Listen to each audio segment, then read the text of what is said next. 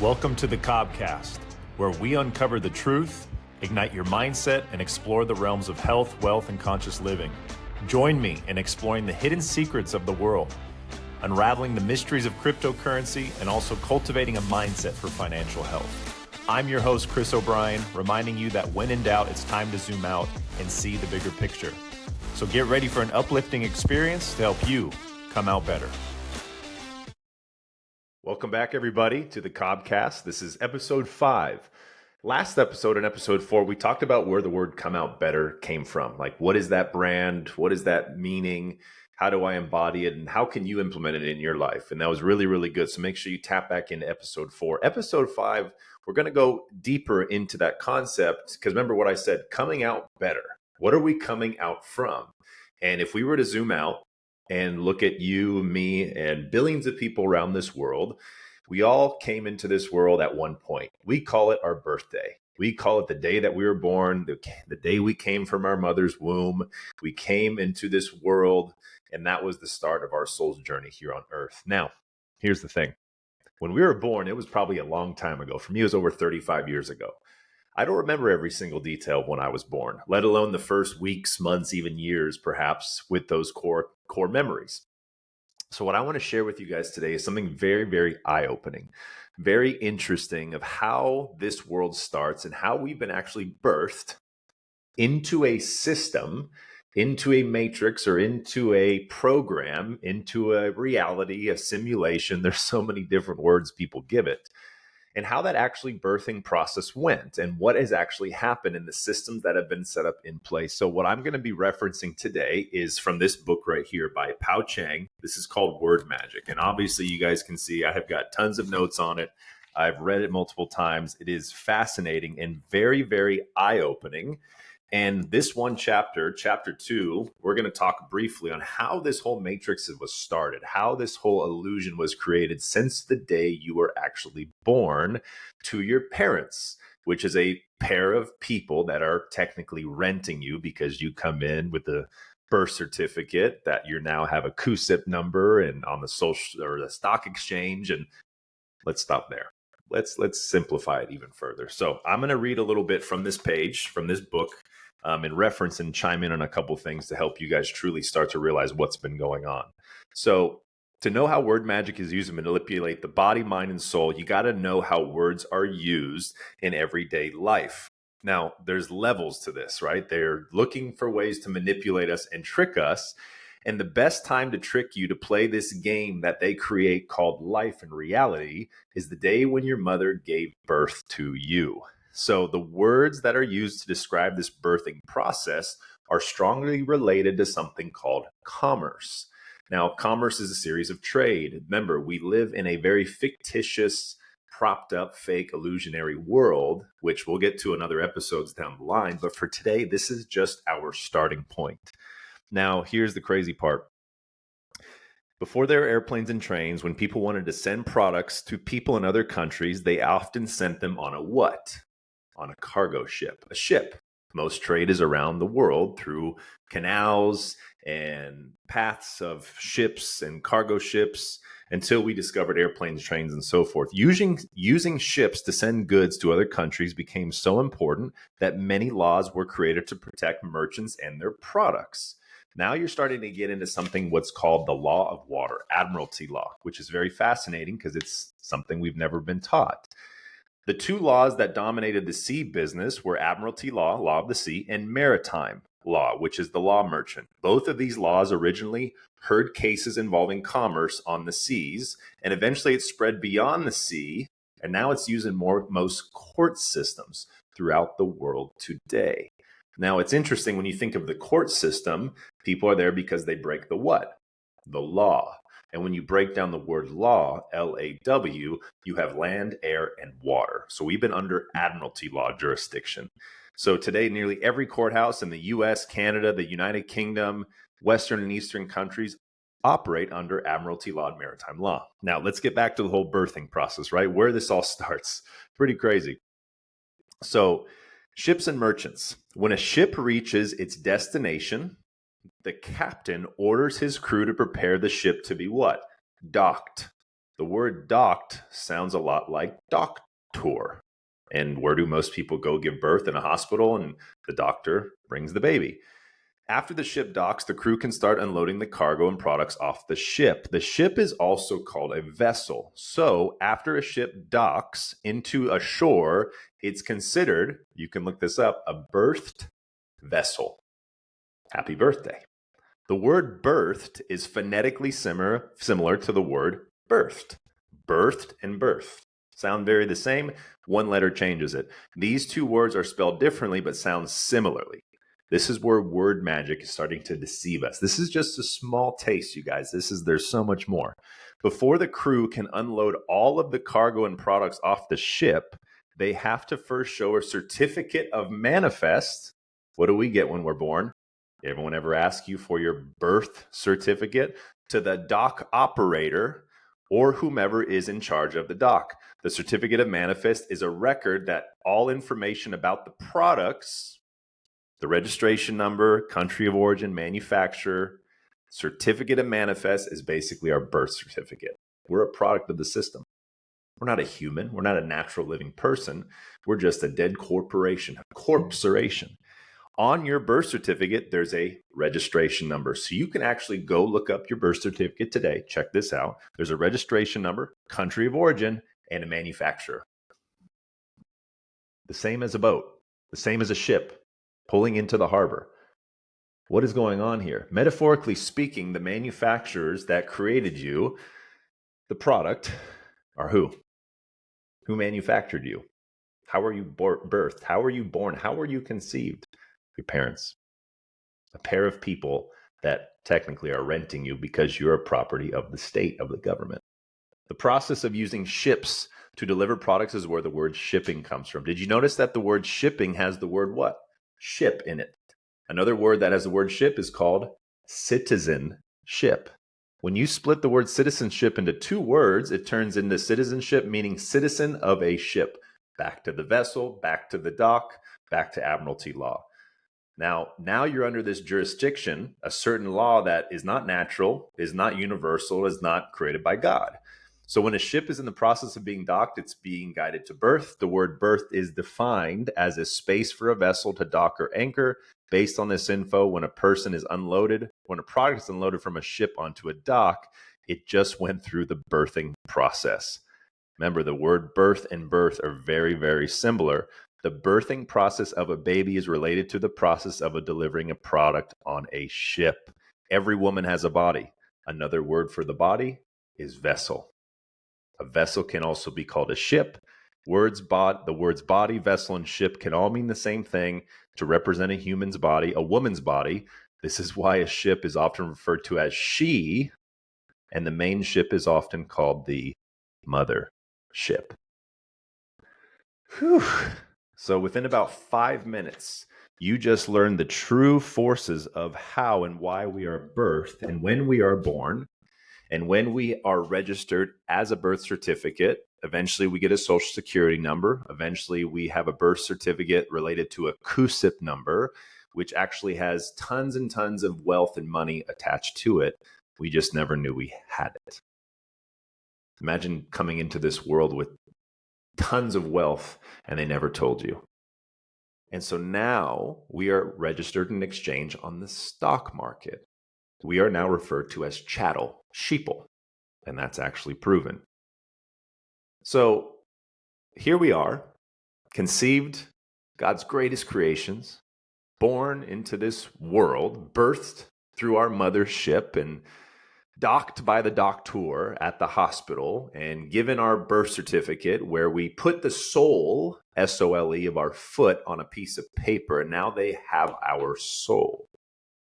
And for the rest of our life, we're trying to figure out ways to get all of our money back, to get ahead, to stay healthy, to start a family, to be happy, no stress, peace, prosperity, and so much more. Yet why is it so difficult? Because that's how the system was designed. Now, this may be the first time you're hearing this, and you may be feeling some disgust or anger or getting triggered or frustrated, and that's okay. This is part of the awakening process. Remember, we're here to come out better. We're going to learn these troubling things. We're also going to learn ways that we can grow and improve from them. For right now, for this episode, this is educational purposes. So what follows? You're born, birth certificate, your parents did not know this. You didn't know this, obviously. You're just a little infant. And now time goes on. And now the next thing to realize is that our first 6 or 7 years of our life is when our subconscious mind is actually being heavily, heavily influenced and programmed. They say this, a lot of people today are grown-ups disguised, or children disguised as grown-ups in human bodies. Many people don't even grow up past 6 years of age. They are carrying out, whether you're 30, 40, 50 years old, you'll notice, God, they're acting like a child. Man, what's wrong with them? They're so immature, and they're like 47 years old or 29 years old or 35 years old.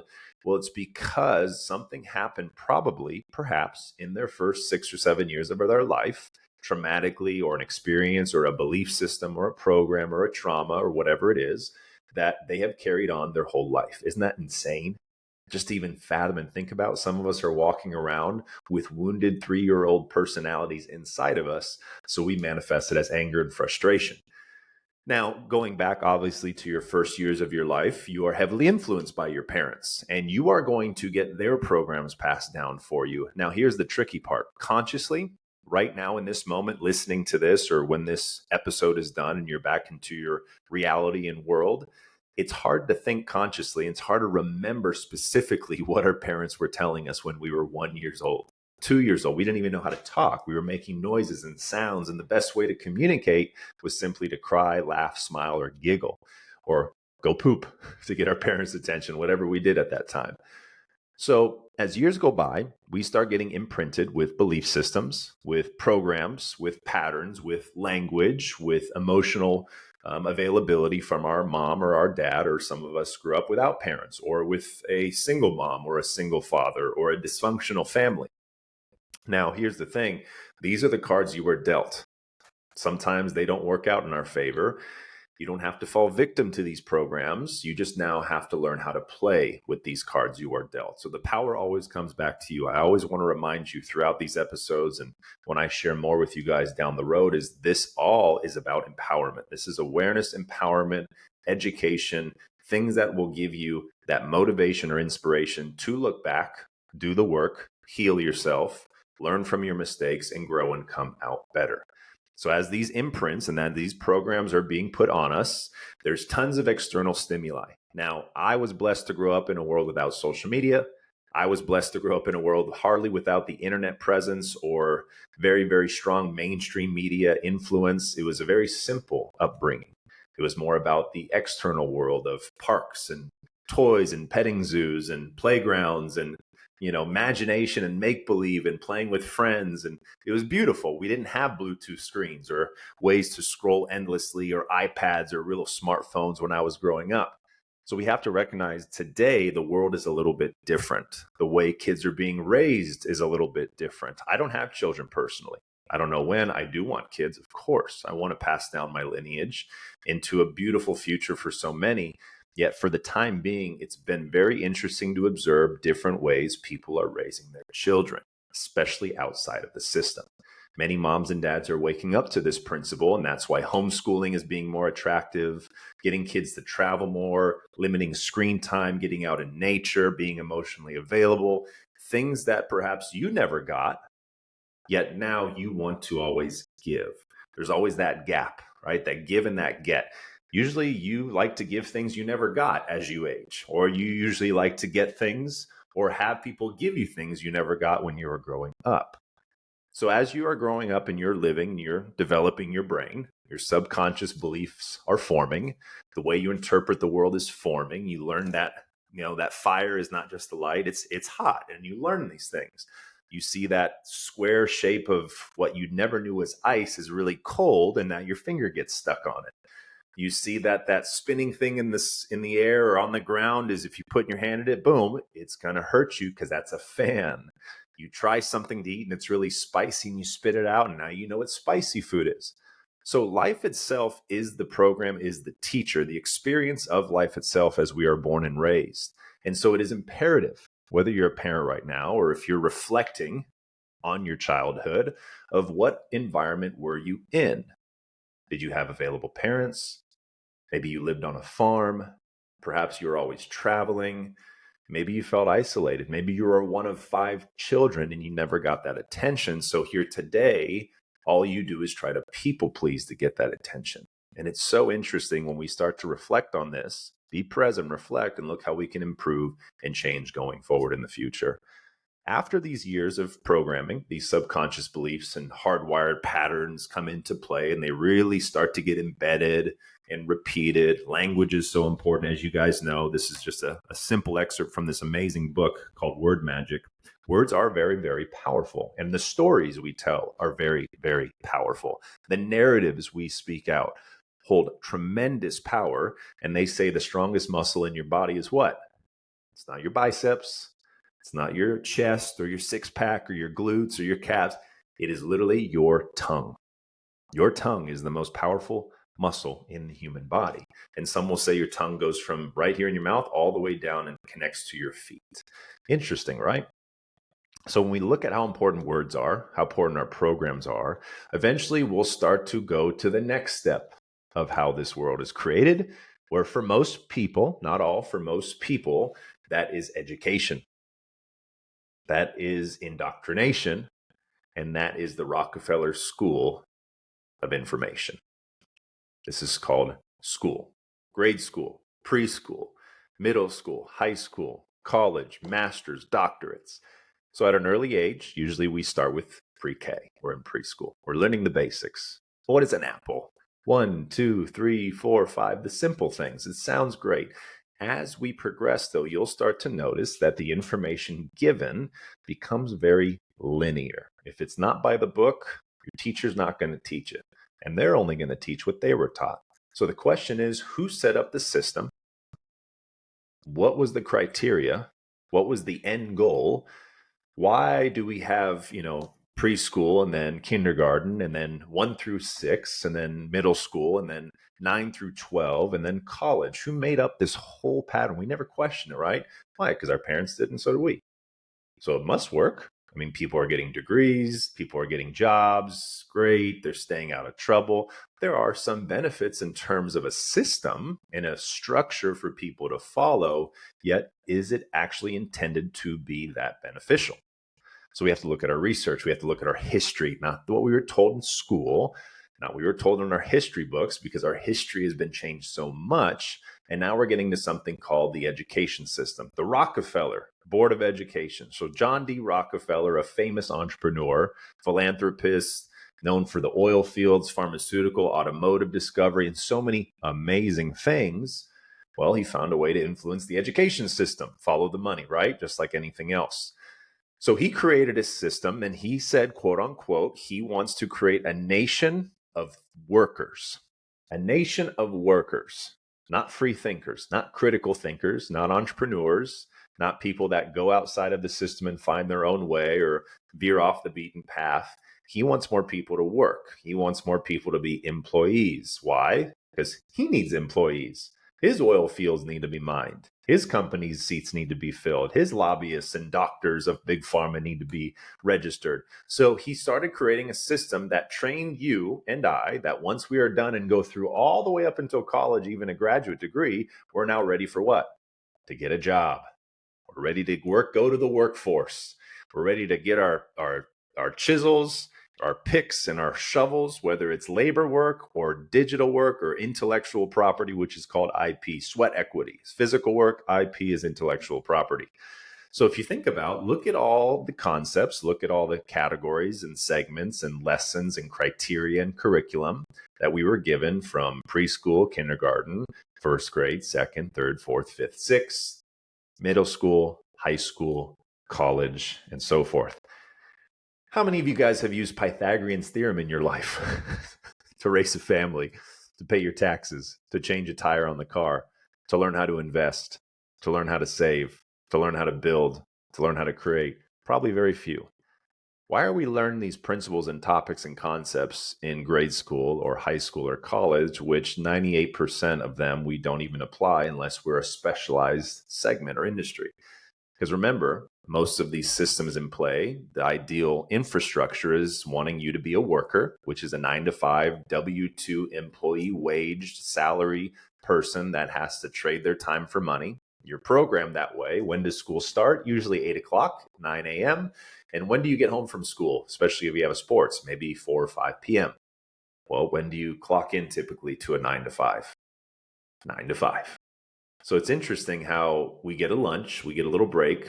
We can't skip school unless we call in with an excuse or vacation time that our mom and dad has to do. And then we go to the workforce. We have a lunch break. We may have a break, but we can't skip work unless we call in or use our vacation time that we have limited numbers of and hopefully get permission from the boss or the principal. Interesting how they're very correlated. Right? And you see like a school bus is no different than a prison bus. You see that the school hallways in most academia institutions are no different than a prison hallway. And yet we sit at a desk all day long, crunched over, reading and reading, memorizing, and are graded on how good our memory is. A, B, C, D, and F. Those letters determine your future, Chris. Those letters are going to determine your worth in this world, whether you get a resume or a degree or not, or whether you get a good paying job or you're going to be in the low income, poverty, poor class, because we've separated it, because we've wanted to design it that way to keep you from tapping into your ability to think freely. Now let's pause there for a moment. Reflect on everything I've just shared with you in the last 20 minutes. And you may disagree, and that's okay. Some of you may be graduating from amazing institutions with prestigious awards. You've made your parents proud, and you have a great paying job, good benefits, a beautiful wife, a family, a white picket fence. Amazing. I am happy for you as long as you're at peace, you love what you're doing, and there's nothing else you would change. This message in this episode probably isn't for you, and it probably is a little triggering for you too. So that's that. For most of us, obviously, we can't go back and redo our childhood again. We cannot go back and redo high school or college again. All we can do is reflect and learn and zoom out and see how and why the system was created that way. Because they want us stuck onto an employee-based salary system where the most precious thing you'll ever have is what? Is your time. And only way to get paid in this world is you have to give your time. The only way to get your degree is put in the hours, put in the work, put in the criteria and the courses and the paperwork and the studies and the exams and the SATs. And then you look at you're 25, 30, 35, 40 years old and you've never hardly used any of that information. And you wonder why you can't get a job, why most people have very few any skills. Entrepreneurship is terrifying to most because it requires you to completely change the way you think outside of the box. Remember, because this whole system is very linear. It is very constructed off time. So your first 18 years of your life, by the time you're 20, you're programmed. Your belief systems are pretty strong now. Your belief systems are very intact, and the programs and the way you see the world is very now skewed. And now you have trouble taking in new information. And so that's why an awakening is very challenging for many people. Younger generations, people that are just leaving out of college and having their awakenings, they may be able to change right away. But every year that goes by, you are reinforcing a new pattern, a new program that overlays, overlaps, and configures parallel-wise with the patterns and beliefs that you had when you were born, the first 6 or 7 years of your life, going into school, going into education, surrounding yourself with external stimuli and what's on the news, what's on TV, what your parents are telling you, what your friends say, what your teacher expects of you, the criteria, the societal expectations, and they want you to leave coming out of that school system programmed. Some people call the education system indoctrination, and I would agree. It is manipulated to find a way to program you so you do not question authority. You do not ask questions unless you raise your hand. If you get in trouble or do something wrong, you are punished with consequences. And now don't get me wrong, everyone will teach and parent differently. I'm just giving you a summary and a zoom out lens. And as you continue to go about your life, you start noticing the patterns of the workforce is very similar to the patterns of the school system. And it was all designed that way by John D. Rockefeller. Fascinating, right? So we talked about birthing, what happens when you're born with the birth certificate, and then you start learning of how our birth certificate is registered to the Social Security Exchange, the stock exchange through a CUSIP number, where all that has to do with is money. And that's another episode later of the Federal Reserve and fiat and money. And then now all of a sudden you're getting programmed by your parents, which love you, I'm sure, unconditionally, yet they're doing the best what they thought. There's nothing wrong with that. They're doing the best they can with what they know and what they have because they too came into this system in that same manner, in that same process. And now here you are, 2024, with children being born with blue light exposure, Wi-Fi radiation, stimulation of external things with media and screens and technology and virtual reality and iPads and smartphones. It's a totally different world now. Generationally, we are continuing to evolve and change. We have to make sure we find the good out of things and improve the bad to help us all come out better. And then we get into our education system, which now we know is very linear, very manipulative and indoctrinating to keep us in line and not question the narrative or veer outside and start something new or go against the system.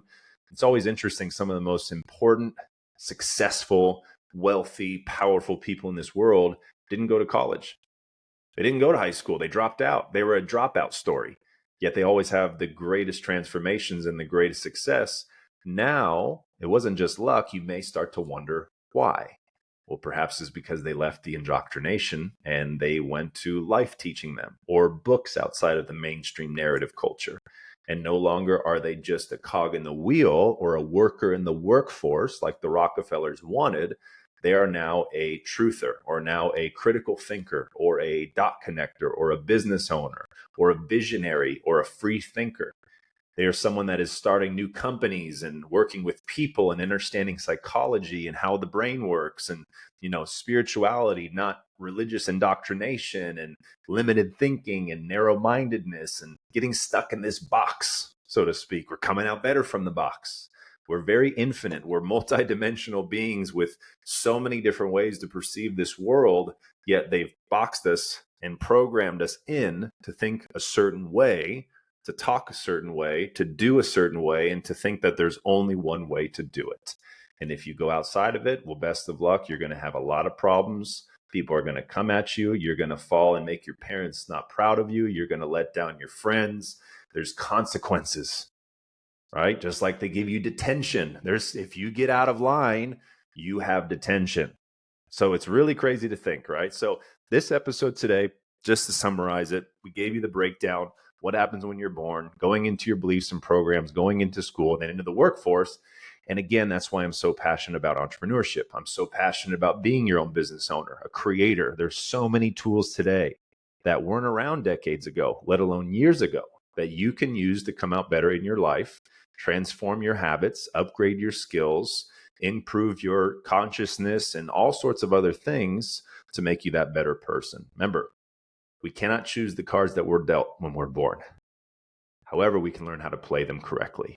And there's always a way to win and win and win.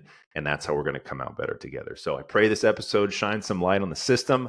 You guys can go check out this book by Pao Chang. It's called Word Magic. Highly, highly recommend it. And give yourself grace waking up. Give yourself grace. Pat yourself on the back. It is not an overnight thing. You're undoing years and years of programming. And sometimes it takes a little bit. It takes patience. You might have to feel some emotions. You might have to take a break and just to get back into reality. There is this balance of being 1 foot in and 1 foot out of this matrix system that we live in. And so as long as every day you get a little bit better, a little bit smarter, a little bit wiser, like I always say, the best is yet to come. Pray you guys have a good one. Share this episode, like, share, subscribe. It's always fun to say that. I've been wanting to say that for a while. And I'll see you guys on the next episode if you're on the Cobcast. Take care. Love you.